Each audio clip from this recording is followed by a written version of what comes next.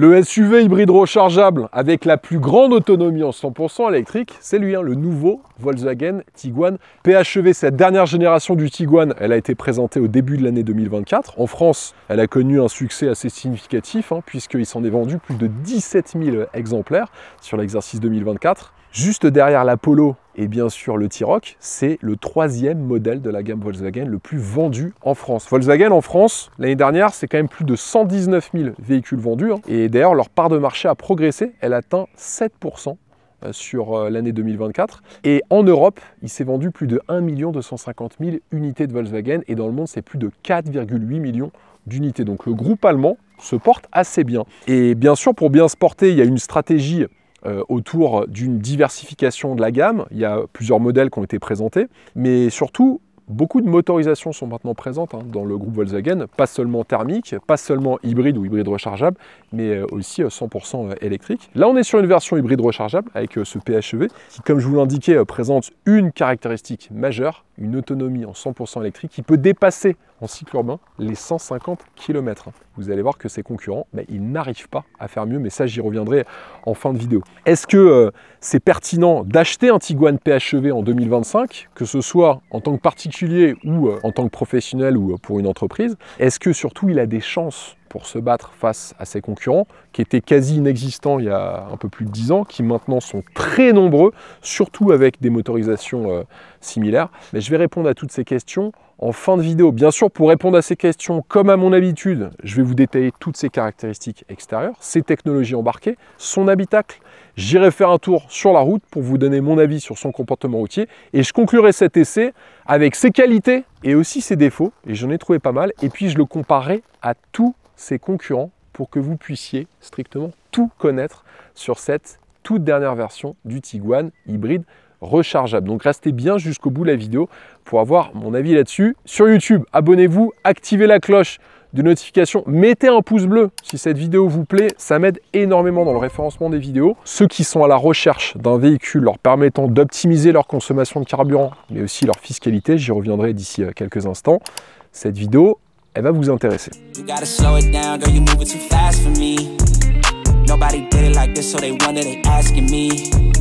If I could slow it down, cause it's coming too fast for me. I came up from the bottom, now look at me now, they mad at me. I cannot slow it down, cause it's coming too fast for me. Nobody did it like me. Bon mon cher Yann, nous voilà à Limoges, chez Liscar Courtage qui sponsorise la vidéo. Merci à toi. Merci à toi. Bon, j'ai quand même trouvé pas mal de défauts à ce Tiguan, mais ça vous verrez en fin de vidéo. Présente-nous Liscar Courtage. Alors donc Liscar Courtage, on est une société de gestion de flotte automobile et courtier en financement automobile. En fait, moi j'ai fondé cette société il y a 2 ans et demi. Ça fait 20 ans que je suis dans le métier et j'avais une frustration qui naissait parce que quand tu travailles dans une société, tu vends le produit de la société et moi mes clients, c'est pas forcément ce qui leur convenait. Donc j'ai monté cette société pour pouvoir être une référence interne pour mes clients en fait, où j'ai toutes les possibilités en termes de constructeurs, de marques, de solutions de financement, que ce soit de la location longue durée, de la LOA ou du crédit bail. Et donc moi je suis vraiment dans l'intérêt de mes clients pour leur proposer la meilleure solution selon leurs capacités et leur organisation. Alors, il faut préciser que tu travailles pour des clients qui sont des professionnels, oui. Ce sont des entreprises, c'est pas pour les particuliers. J'ai beaucoup de demandes, mais aujourd'hui, je ne fais que les professionnels. Ouais. Et d'ailleurs, l'offre dont je vais vous parler d'ici quelques instants, sur le Tiguan que j'essaie dans cette vidéo, elle est réservée aux professionnels. Donc, si je prends le Tiguan 204 chevaux, Airline et 36 mois, 45 000 km sans apport avec entretien inclus, garantie perte financière et véhicule de remplacement. Il sort à seulement 481 € TTC par mois, sachant que c'est un véhicule qui coûte, tu me disais tout à l'heure, 62 550 €. Donc c'est super bien placé. Pourquoi? Vous le savez, je vous en parle souvent dans les vidéos. Quand le loyer mensuel représente moins de 1% du prix du véhicule en achat comptant, c'est placé. Vous pouvez vérifier sur Internet. Et si vraiment vous voulez passer à un tarif encore beaucoup plus compétitif, là, il faudra être sur une version du Tiguan ITSI 130 chevaux en finition Life Plus. Et là, avec les mêmes conditions, il sort sans apport, toujours, à seulement 372 € TTC par mois. Donc là, c'est Ras les pâquerettes de chez Ras les pâquerettes, 372 €. Si vous vous renseignez un petit peu sur le marché actuel, c'est le prix en location longue durée de beaucoup de citadines. Même pas, il y a même beaucoup de citadines qui sont plus chères que ça. donc c'est placé. Donc c'est grâce à nos partenariats qu'on arrive à avoir ces offres-là. Bien sûr, chose très importante, je tiens à le dire, c'est que quand vous êtes un professionnel, vous souscrivez à ces financements, regardez bien le coût total, c'est-à-dire l'impact fiscal qu'il y a sur le véhicule que vous êtes en train d'acheter, car selon les motorisations, que ce soit thermique, hybride rechargeable ou 100% électrique, l'impact est très loin d'être le même. Mais justement, c'est pour ça qu'il y a des professionnels qui peuvent vous accompagner. En tout cas, si ces offres vous intéressent, les amis, je vous ai mis en description de la vidéo un lien de l'Icar Courtage. Donc vous avez juste à cliquer sur ce lien, remplir le formulaire. Honnêtement, à ces prix-là, j'essaie à chaque fois, vous le savez, de vous proposer des offres super compétitives. Là, on est sur une offre compétitive. Regardez sur Internet et je vous invite à chaque fois à le faire, hein, bien sûr. Regardez, tapez sur Google offre Tiguan PHEV ou ITSI. Vous allez voir, là, je vous ai trouvé un truc grâce à Yann qui est vraiment compétitif. Donc remplissez le formulaire si ça vous intéresse. Bon Yann, d'autres choses à préciser ou pas? Nous, on est prêt à répondre à toutes vos questions et surtout, on va regarder vos problématiques fiscales, comme tu le disais, en fonction de vos statuts juridiques et en fonction de vos intérêts comptables. Ok, bon, maintenant il serait peut-être temps que je décrive ce nouveau Tiguan et surtout que je vous sorte ses qualités, mais aussi ses défauts, parce qu'en général, vous aimez beaucoup que je vous sorte ça. On y va? On y va. Allez, c'est parti. Merci. Sur l'extérieur, commençons par la face avant. Déjà, on a une caméra en haut du pare-brise pour la régulation des feux de route, Light Assist pour l'anti-éblouissement. On a aussi l'aide au maintien dans la voie grâce à cette caméra et aussi le système de reconnaissance des panneaux de signalisation. Un capot qui est assez athlétique et bombé avec ses 4 lignes longitudinales, ça lui va assez bien. On a un très large bandeau lumineux qui traverse le logo Volkswagen à l'extrémité de cette calandre et qui relie les projecteurs IQ Light HD Matrix LED avec pas moins de 19 200 LED dans ces projecteurs. Et puis on a le logo Air, puisque là on est sur une finition Airline, hein, sur le modèle que je vous présente dans cette vidéo. Spécifique aussi à cette version Airline, on a cette calandre béante qui est en noir brillant avec un insert décoratif qui est en chrome. Vous pouvez la voir en noir brillant avec le pack design Black Airline qui est facturé 885 €. Et puis la lame de bas de bouclier, juste en dessous de cette entrée d'air béante, et elle aussi en noir brillant. Le CX aérodynamique a été amélioré sur cette nouvelle génération du Tiguan, puisqu'il est maintenant de 0,28,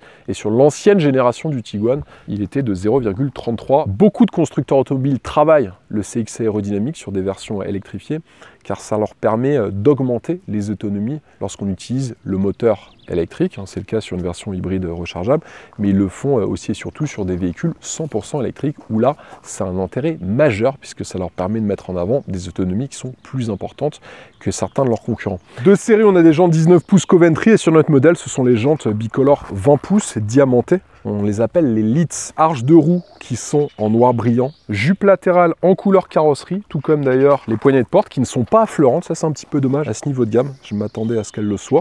On a aussi la partie supérieure des rétroviseurs qui reprend la couleur carrosserie avec répétiteur de clignotant, la caméra pour le système de caméra avec vue aérienne à 360 degrés, et vous pouvez avoir ces coques de rétroviseurs en noir en option. Les rétroviseurs, ils sont dégivrants, réglables et rabattables électriquement. Encerclement des fenêtres en chrome, là aussi vous pouvez l'avoir en noir brillant, tout comme d'ailleurs les barres de toit qui là sont anodisées en alu, et vous pouvez les avoir en noir brillant également. Décidément, vous pouvez avoir un Tiguan full noir brillant avec une peinture métallisée noire sans aucun souci. Alors là, sur la teinte de carrosserie, on est sur un vert cyprès Sino qui est facturé 1000 €, qui lui va assez bien et qui, je trouve, change des teintes habituelles noires, grises ou blanches même, et ça lui donne un petit côté exclusif. On a bien sûr le monogramme Air, juste ici, qui définit la finition Airline du modèle que je vous présente en option pour 665 €. Vous pourrez avoir les vitres arrière qui sont surteintées et acoustiques. Empattement 2,68 m sur cette voiture. Et puis au niveau du réservoir de carburant, vous avez une contenance de 45 litres sur la version PHEV. C'est 10 litres de moins que sur les versions diesel ou essence. La trappe de recharge de la batterie du moteur électrique est située à l'avant gauche, 25,7 kWh de capacité brute, 50 kW de puissance de recharge max, donc en gros, sur une borne de recharge qui fait 50 kW, vous allez passer 10 à 80% de charge de votre batterie en environ 25 minutes. Au niveau de l'autonomie annoncée par Volkswagen, je vais revenir sur l'autonomie réelle. Il y a une petite différence comme à chaque fois. En cycle mixte, c'est 128 km. En cycle mixte et en cycle urbain, écoutez bien, 153 km d'autonomie en 100% électrique. Là, il va falloir se lever tôt ou installer une énorme batterie sur ses concurrents hybrides rechargeables pour le battre. Ça, c'est un excellent point. Est-ce qu'elle arrive vraiment à les tenir? Ça, ce sera sur la partie de l'essai routier que je vais vous donner les vraies consommations et les vraies autonomies en 100% électrique. Sur la partie arrière, on a un béquet qui est en couleur carrosserie qui intègre le 3e feu stop avec des inserts décoratifs en noir brillant sur les extrémités de la lunette arrière qui est surteintée. On a ce très large bandeau lumineux à LED qui relie les feux arrière qui sont à LED bien sûr avec un effet 3D. Ce sont les IQ Light avec clignotant défilant, tout comme à l'avant d'ailleurs au passage. Et puis on a un diffuseur spécifique à cette version Airline avec ce bas de bouclier qui arrive à mêler empiècement en nid d'abeille et puis cet insert décoratif qui est en chrome. Et pour 1235 €, vous pouvez en option opter pour un dispositif d'attelage rabattable électriquement. L'arrière est beaucoup plus moderne que sur l'ancienne génération, notamment avec ce bandeau arrière lumineux qui prend toute la largeur de l'arrière de la voiture.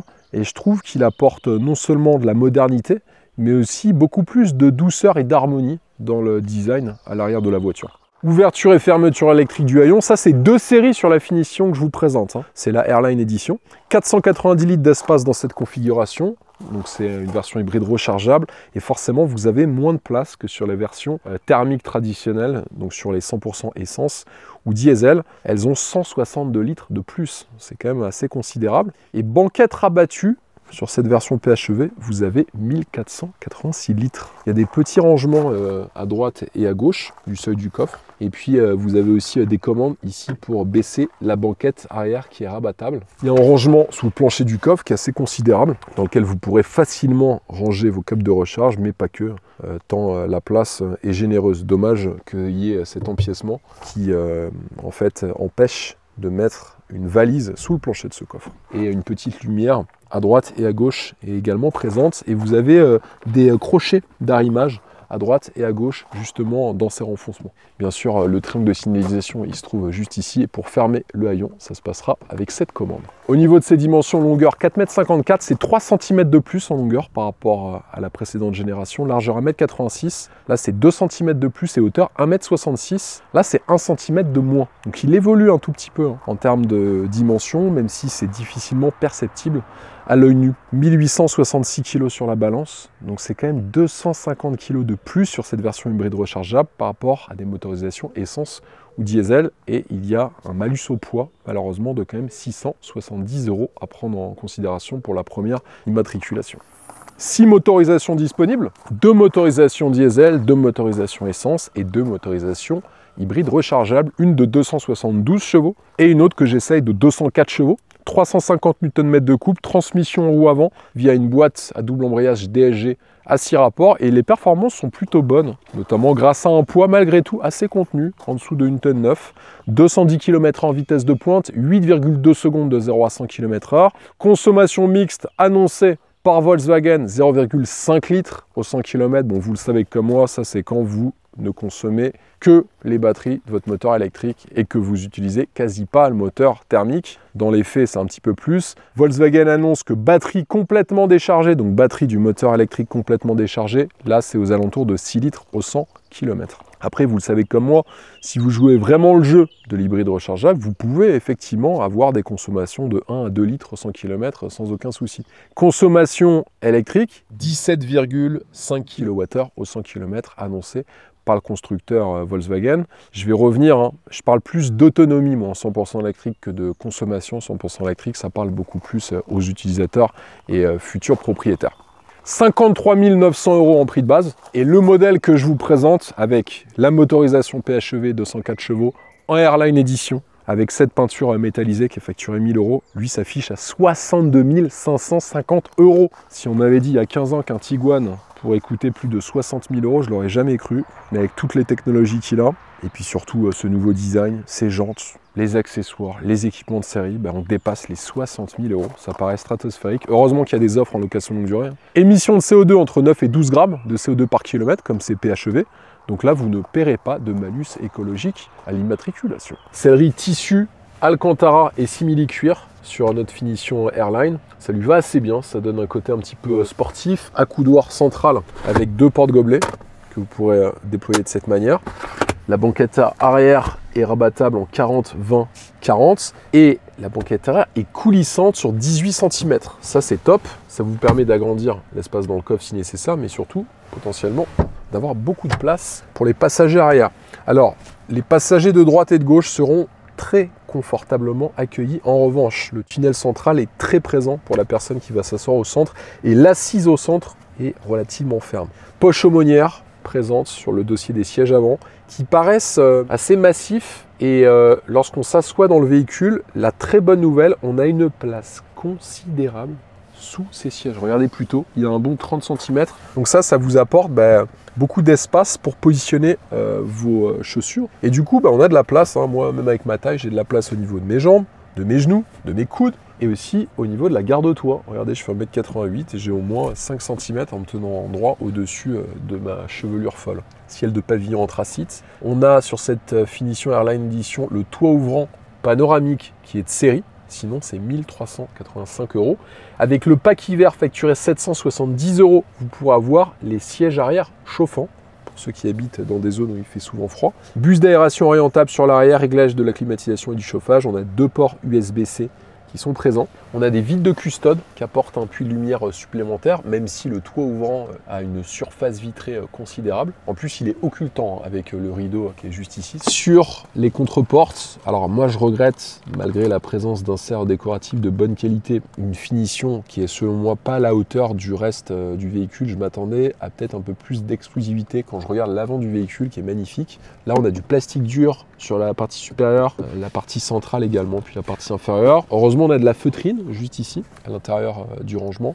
Et puis, on a du simili-cuir juste là. Elles sont, pour ainsi dire, assez classiques. Je m'attendais à quelque chose d'un peu plus travaillé. Alors déjà, on remarque sur les contreportes à l'avant qu'il y a une finition qui est un peu plus léchée.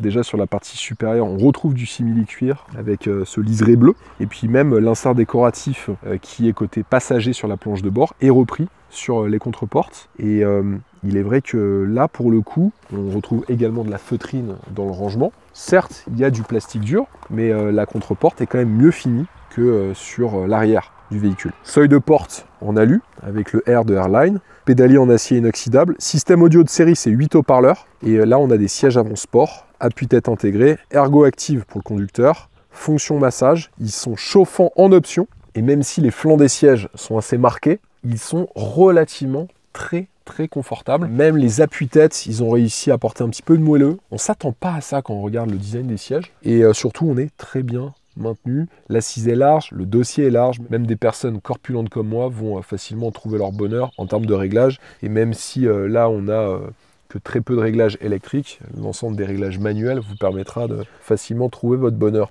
Donc un SUV véritablement familial, puisque aussi bien à l'avant qu'à l'arrière, on est accueilli royalement. Habitabilité, confort des sièges, espace au niveau des genoux, des coudes, de la tête également. Le Tiguan a encore fait des efforts pour le plus grand bonheur de son conducteur, mais aussi de ses passagers. Affichage tête haute sur le pare-brise pour 1 265 € avec le Discover Pro, combiné d'instrumentation qui est très lisible, avec ce digital cockpit de 10,25 pouces, entièrement personnalisable. Volant cuir 3 branches multifonction et chauffant en option. À droite, vous aurez accès au téléphone, la navigation dans l'écran d'instru, la commande vocale. Et à gauche, le volume du système audio et aussi l'ensemble des aides à la conduite. D'ailleurs, en parlant d'aide à la conduite, il y en a beaucoup de séries. Vous avez le régulateur adaptatif ACC et l'assistant maintien dans la voie Lane Assist, la détection d'angle mort Side Assist, le Front Assist avec freinage d'urgence en ville et détection des piétons et l'avertissement de sortie du véhicule. On a des palettes derrière le volant pour les changements de rapport et on a le levier de vitesse qui est ici via ce commodo. Alors ça paraît un petit peu disgracieux, mais ça s'intègre assez bien, mais surtout c'est très facile d'utilisation et agréable dans les manœuvres quand on passe de la marche avant, marche arrière, neutre, sport, etc. Il y a un pack d'aide à la conduite, le IQ Drive, qui est facturé 1 005 €, qui est présent sur notre modèle. C'est un assistant de conduite semi-autonome, Travel Assist, qui marche très bien à l'utilisation, notamment sur autoroute. Écran d'info divertissement de 12,9 pouces, le Discover Media. Et pour 1 265 €, vous aurez un écran de 15 pouces, le Discover Pro. Dans les deux cas, les écrans sont tactiles. Vous avez Android Auto et Apple CarPlay. Et il y a aussi la navigation connectée. On a l'AiraView, donc c'est le système de caméra à 360 degrés avec l'aide au stationnement sur notre modèle. Les commandes tactiles pour la climatisation et le chauffage. Climatisation automatique Trizone sur notre modèle. Ça, c'est un petit peu contre-intuitif au début. Il faut s'y mettre pour régler la température. Aérateur juste en dessous avec en son centre le bouton des warnings. 2 chargeurs à induction ventilés et on a 2 ports USB-C juste en dessous qui sont présents juste là. Molette avec un écran OLED pour le volume, l'éclairage d'ambiance et aussi les modes de conduite. Frein de parking électrique juste ici. Ici, la commande pour mettre en route et éteindre votre moteur. Et on a un rangement visible. Vous ne pouvez pas occulter ce rangement, ça c'est un petit peu dommage. Et sous la coudoir centrale, c'est la même chose. On a une prise 12 volts et 2 portes gobelets qui sont présents. Les finitions sont assez exclusives, hein, notamment dans le prolongement de l'écran d'instrumentation et de l'écran d'infodivertissement. On a côté passager cette finition en noir brillant, avec une sorte de décoration étoilée et puis le logo Airline. Et aussi également, on a du simili-cuir sur toute la planche de bord. Et ça apporte beaucoup d'exclusivité à ce modèle. Seule la partie inférieure, avec la boîte à gants, dispose pas de cette finition simili-cuir. On a du plastique dur.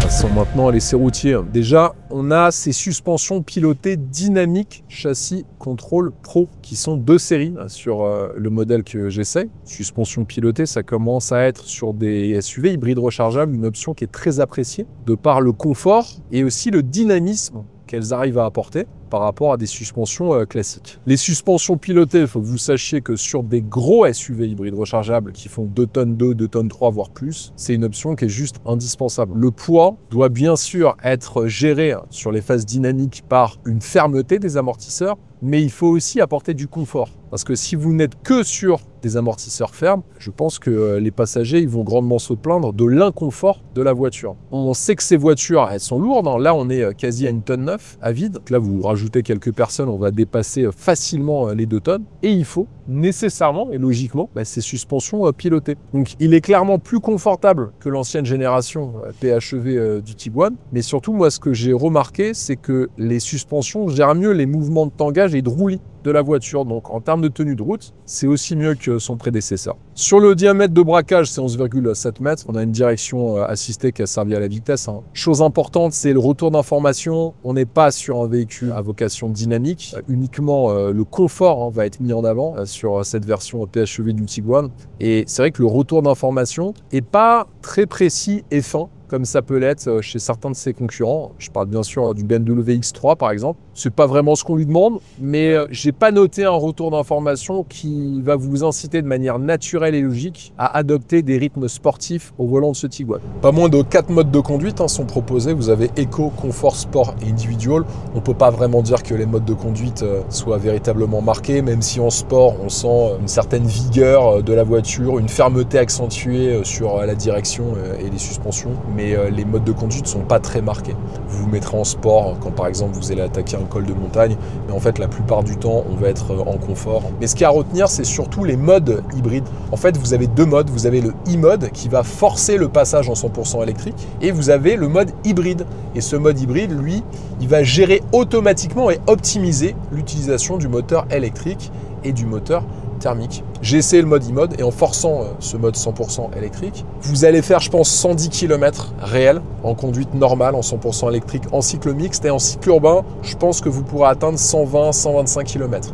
Mais les autonomies annoncées par le constructeur, vous allez avoir vraiment du mal à les atteindre si vous adoptez un rythme normal à son volant. Mais la bonne chose à retenir, c'est que même avec ces autonomies réelles que je viens de citer, c'est le roi de sa catégorie. Il n'y a aucun de ses concurrents qui arrive à faire mieux. Il y en a un qui s'en rapproche fortement et il y en a même certains qui sont complètement à la traîne sur cette autonomie en 100% électrique. Et je pense que ça va être une de ces qualités qui va beaucoup plaire à des futurs acheteurs. On a bien sûr un freinage régénératif qui, grâce à l'énergie cinétique, va alimenter les batteries du moteur électrique et vous permettre de faire une autonomie en 100% électrique sans dépenser une seule goutte d'essence qui va être plus importante. Bien que le véhicule fasse 1,9 tonne sur la balance, on a un bon mordant au freinage et surtout le véhicule met en confiance sur des phases où on a vraiment besoin de freiner à pleine charge. On ne peut pas dire qu'il soit difficile à mettre en défaut. Il est même très sécurisant et rassurant quand on est à son volant, on n'a pas peur d'écraser la pédale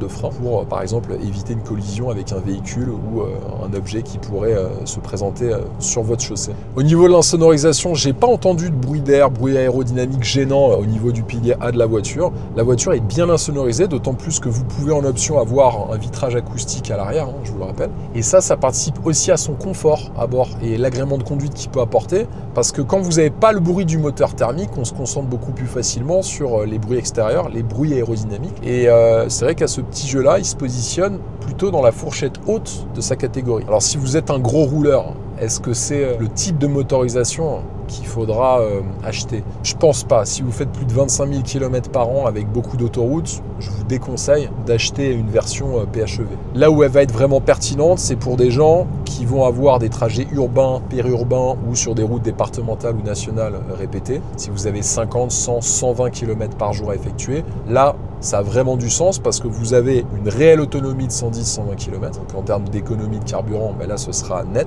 Après, si vous êtes habitué à faire plus que cette distance de manière quotidienne, un véhicule diesel va quand même être beaucoup plus adapté. Cette voiture, elle a du sens, comme d'ailleurs beaucoup d'hybrides rechargeables, à partir du moment où on peut se recharger soit à notre domicile, soit sur notre lieu de travail. Et en plus de ça, gros avantage, elle se recharge rapidement. 50 kW de puissance de charge max. Donc on va dire qu'en une demi-heure, on peut passer de 20 à 80% de la batterie sans aucun souci sur une borne de recharge adaptée. C'est aussi ça sa force, parce que la plupart de ses concurrents, je vais y revenir en détail, ont des puissances de recharge de 7 kW, voire moins chez certains modèles. Et il ne faut pas oublier que quand vous arrivez sur autoroute, vous avez besoin de faire votre plein d'essence. Si en même temps vous faites une pause café, vous vous arrêtez 25 minutes, vous pourrez recharger les batteries de votre moteur électrique et récupérer ainsi 110 km quand vous êtes sur autoroute. Ça, c'est plutôt très intéressant. Un essai, tu vois, routier qui m'a, on va dire, assez plu, même si je lui ai trouvé quelques défauts. Et ça, je vais partager avec tout le monde d'ici quelques minutes. Un véhicule qui a positivement évolué, mais qui n'est pas encore parfait selon moi. Qu'est-ce que tu en penses, toi? Moi, je suis d'accord avec toi. Alors, d'un point de vue, moi, je suis quand même surtout sur le côté fiscal et financier de la chose. Ouais. Je trouve qu'il y a une vraie évolution avec l'e-hybride par rapport au PHEV, qu'on se rapproche du meilleur des deux mondes. C'est-à-dire qu'aujourd'hui, tu as une vraie autonomie en électrique, sans contrainte, parce qu'avec la charge avec 50 kW, tu peux aller très vite. Okay. Si tu n'as pas chargé ta voiture, tu es sur une consommation normale. Moi, j'étais à 6,5, 6,6, voilà. Tu vois. Donc, ce qui fait que du coup, c'est pas une contrainte de ne pas avoir chargé. C'est mieux de le faire effectivement, mais c'est pas une contrainte. C'est-à-dire que tu ne te retrouves pas avec 30% de consommation en plus, okay, parce que tu n'as pas chargé. Ça te permet d'avoir un taux de CO2 qui est très bas. Donc, en fiscalité pour les entreprises, c'est absolument top. Le malus au poids, il est maîtrisé. Sur la performance globale de la voiture, sur l'autonomie qui n'est pas une contrainte grâce aux deux motorisations, et en hybride, tu as une vraie autonomie de 1000 km à peu près. 1000 km, en gros, vous allez les faire avec, si vous faites vraiment très attention à votre conduite. Moi, par rapport à ma conduite, je pense que j'aurais fait plus dans les 800-850 km. Je fais pas 1000 km non plus. Voilà. Donc, mais effectivement, si tu joues vraiment le jeu de l'éco-conduite, moi honnêtement, j'ai jamais réussi à le faire, tu vois, sur les voitures que j'ai essayé. Par contre, 800 km, ça devient quand même très intéressant. Mais moi, ce qui m'a beaucoup plu, surtout, je vais revenir dans ma conclusion, c'est vraiment cette autonomie réelle de, on va dire, 110-120 km en tout électrique. Sur la semaine, c'est vachement important. Bon, est-ce que ce Tiguan PHEV de dernière génération va pouvoir continuer à bien se vendre? Et surtout, est-ce qu'il va pouvoir s'imposer par rapport à tous ses concurrents? Vous allez voir que le combat fait rage. Et une question à laquelle j'aurais pu répondre de manière assez logique et directe il y a quelques années, s'avère un petit peu plus complexe en 2025. Et vous allez voir pourquoi.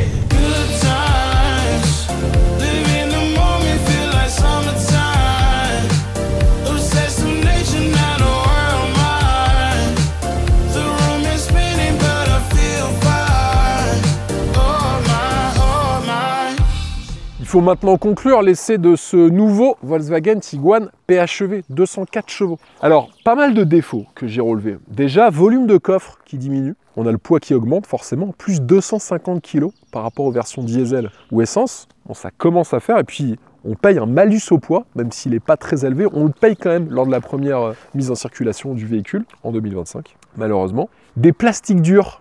Je vous l'ai montré sur les contreportes arrière, mais aussi à l'avant, sur le bas des contreportes à l'avant. Il aurait pu faire le sans faute dans l'habitacle, mais là, il est passé à côté de la perfection, c'est un petit peu dommage. Également un prix un achat comptant qui est selon moi prohibitif. Là, on dépasse les 60 000 € pour le modèle que je vous présente. Je suis désolé, mais même si on a des nouvelles technologies, des nouveaux équipements, tout ce que vous voudrez, ça commence à faire un tarif exorbitant selon moi. Ça, c'est un petit peu dommage. Et également, j'ai trouvé qu'il y avait, pour ce niveau de gamme et de tarifs, trop d'options qui étaient encore proposées. Ça, c'est un petit peu toujours l'apanage des Allemands. Ils adorent vous mettre des prix élevés. Et en plus, ajouter à ces prix déjà très élevés, un nombre d'options juste hallucinant. Heureusement, je vous rassure, beaucoup de qualité. Alors, je vais commencer déjà par un design. Certes, toujours un petit peu consensuel, mais plus attractif que sur l'ancienne génération. On a une autonomie en 100% électrique qui est impressionnante.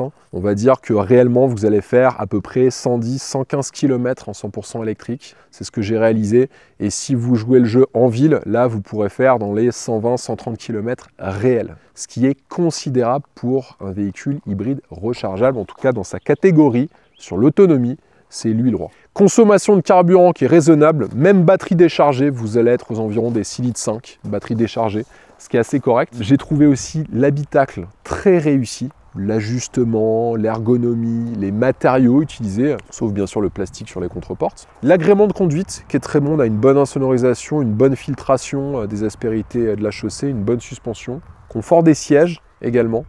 Assez appréciable. Et puis enfin, même si le prix est exorbitant en achat comptant, avec une offre en location longue durée pour les professionnels, on arrive à un tarif, certes pas donné, qui est par rapport au prix en achat comptant du véhicule ultra compétitif. À l'heure où je vous parle, j'ai regardé sur internet, c'est l'offre la plus attractive en location longue durée pour des pros. Mettez-moi en commentaire si vous arrivez à trouver une offre moins chère sur le même véhicule qui coûte 62 550 €, même durée de financement, 36 mois, 45 000 km avec les mêmes options, entretien, garantie perte financière incluse et véhicule de remplacement, ça commence à être très attractif. Est-ce que cette nouvelle génération du Tiguan PHEV, hybride rechargeable, a des chances de s'imposer dans ce marché ultra concurrentiel? Pourquoi? Car l'immense majorité des entreprises mettent des véhicules type SUV et surtout hybrides rechargeables dans leur flotte, bien sûr, pour éviter un malus écologique et aussi pour avoir des consommations de carburant qui soient les plus faibles possibles. Et surtout, est-ce qu'il a des chances de pouvoir s'imposer et de toujours continuer à trôner sur les premières places du podium dans sa catégorie? Alors j'ai pris plusieurs critères pour vous donner une réponse précise et surtout exhaustive. Le premier critère, c'est le design. Alors dans cette catégorie, je trouve que le plus beau des SUV hybrides rechargeables, qui est loin d'être le plus abordable et le plus compétitif en termes de tarifs, c'est le nouveau X3 que j'avais déjà essayé sur ma chaîne YouTube. Ensuite, je mettrai le Mercedes GLC. Clairement, là, on est sur du très premium. Et après, je mettrai le Peugeot 3008, que je trouve splendide. Il est magnifique. D'ailleurs, je le mettrai peut-être devant le Mercedes GLC. En premier, X3 BM. Deuxième, Peugeot 3008. Troisième, Mercedes GLC. Et quatrième, je mettrai ce Volkswagen Tiguan. N'en déplaise aux fans du Tiguan, mais après, c'est les goûts et les couleurs de chacun. Sur ses performances, on a 204 chevaux de puissance. Il est aussi dispo en 272 chevaux. C'est plus que le Peugeot 3008, qui a 195 chevaux, mais c'est moins que le BYD Cilliou DMI, 218, mais aussi dispo en 325 chevaux, que le Ford Kuga, qui a 243 chevaux, que le Kia Sportage, 245 chevaux, que le Hyundai Tucson, 253 chevaux, que le MG EHS qui a 272 chevaux, le X3, lui, c'est 299 chevaux, et le Mercedes GLC, c'est entre 360 et jusqu'à 408 chevaux. Donc il est clairement dans une fourchette basse. Dans cette première motorisation PHEV, il faudra vraiment opter pour le 272 chevaux pour être au niveau de ses concurrents en termes de puissance. Sur l'autonomie, bon là, il met une claque à tout le monde. Jusqu'à 128 km, même le Mercedes GLC affiche 126 km. Et ensuite viennent le MG EHS et le BMW X3 avec respectivement 100 km et 90 km pour le X3. Sur la puissance de recharge, c'est presque le meilleur. Le meilleur, c'est le GLC avec 60 kW. Il vient juste après avec 50 kW. Et tous les autres sont à la ramasse. Même le BYD Cilliou DMI qui est avec 18 kW. Et même 3,7 kW sur le Peugeot 3008 qui est réellement à la traîne. Et sur son prix, à partir de 53 900 €, c'est plus que tous les autres concurrents, sauf le BMX3 qui est à partir de 72 950 € et le Mercedes GLC qui est à partir de 72 650 €. Donc il est dans une fourchette tarifaire relativement élevée.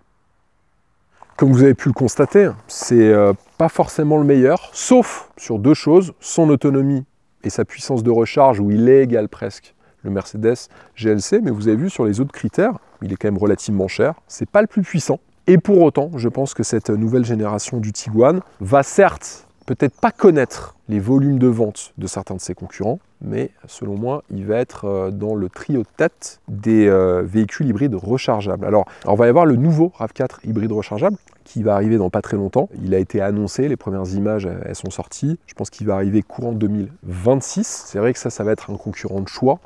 C'est ni plus ni moins que l'un des SUV les plus vendus dans le monde, toute motorisation confondue. En général, le RAV4, il est vendu en hybride auto-rechargeable et en hybride rechargeable, même si les volumes de vente sont beaucoup plus faibles sur le PHEV. Donc je pense que ça va être son premier concurrent dès l'année 2026. Ensuite, vous allez avoir des modèles comme le Kia Sportage. Vous allez aussi avoir la version hybride rechargeable du Hyundai Tucson qui vont venir le concurrencer et en volume peut-être le dépasser, car ce qui va lui manquer, c'est une attractivité tarifaire. Il est en achat comptant relativement cher. Peut-être que ces offres en location longue durée lui permettront d'égaler ses concurrents qui sont plus agressifs au niveau tarifaire. Mais il a toutes ses chances pour occuper le podium. La première place, je ne pense pas. À mon avis, la deuxième ou troisième place, elle est pour lui. Même si, encore une fois, il a des qualités indéniables, son confort, son habitabilité, la qualité des matériaux, également l'autonomie qui est hallucinante pour un hybride rechargeable. C'est tout simplement le meilleur. Et puis un design qui, enfin, est selon moi, visuellement acceptable. Ça commence à faire pas mal de choses intéressantes pour cette nouvelle génération du Tiguan. J'espère que cet essai vous a plu. N'hésitez pas à mettre en commentaire si vous avez bien aimé cet essai. Je serais vraiment très curieux d'avoir vos retours là-dessus. Sur YouTube, abonnez-vous, activez la cloche de notification. Et c'est chaque vendredi à 17 h. Et surtout, si cet essai, cette vidéo vous a plu, les amis, mettez un pouce bleu. C'est vraiment super important. Et moi, je vous dis à la semaine prochaine. Allez, ciao!